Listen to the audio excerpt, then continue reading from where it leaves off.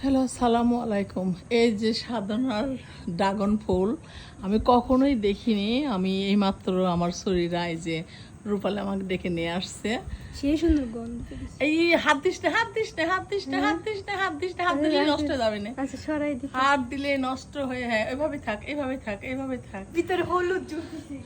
আমি জীবনেও দেখিনি। হ্যাঁ আমি এই প্রথম দেখলাম এরকম নাকি ফুলটা ফোটে, এরকম ফুলটা ফোটে। এই ফুলটাই নাকি এখান থেকে ড্রাগন।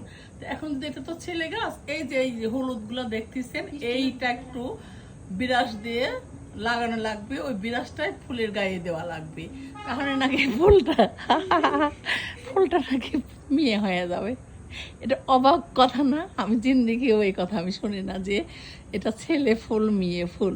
তো ছেলেকে আমি মেয়ে বানানোর জন্য অনেক চেষ্টা করতেছি, এবং আমি দেখি মেয়ে বানাতে পারে কি না। মাত্র ফুলটা ফুটছে, এই যে এই ফুলের, হ্যাঁ হ্যাঁ দেখা যায়, দেখা যায়, দেখেন মাত্র। আর এটা এই যে এটা এটা এটা আর একটু ফুটবে, এটা একটু বড়, হ্যাঁ এটা আর একটু ফুটবে। খুবই সুন্দর এবং দেখার মতো জিনিস। কিন্তু দুঃখের বিষয়টা কি, ফুলটা যদি মেয়ে এখনো করতে পারেনি, একটা বিষ দিছি, হয়তো মেয়ে হয়নি, ছেলেই রয়ে গেছে। যদি ছেলে রয়ে যায়, যে এত সুন্দর ফুলটা কি হবে না, 2 দিন পর পচে যাবে। এই ফুলটার হবে না, একদম নষ্ট হয়ে যাবে।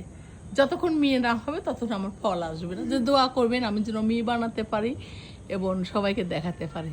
ঠিক আছে, আল্লাহ হাফেজ।